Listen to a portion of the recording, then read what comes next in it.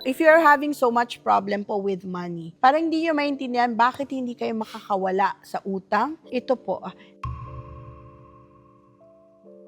that's a good version po. Kapag ka po, yung pong hanggang to the tip of your hair na po ang mga utang ninyo, parang you feel like there's nothing anymore that you can do to get out of it, or you're in a rat race, your money, your work is not sufficient to earn you money. Money-making deals could easily come kasi kasama po dyan, people will be treating you again with trust. You will be able to open doors of opportunity, makakabawas ng stress. Kapag ka po magaling ka naman, matalino ka, pero naunahan ka na ng paglubog sa utang, mahirap po talaga ha. Like whatever your left actually makes, you have to give it to the right. Ganun na kayo, kaya hindi na kayo makalabas sa sistema ng utang. Or no matter how hard you work, parang kulang ng kulang, try nyo po itong SSS 2.0.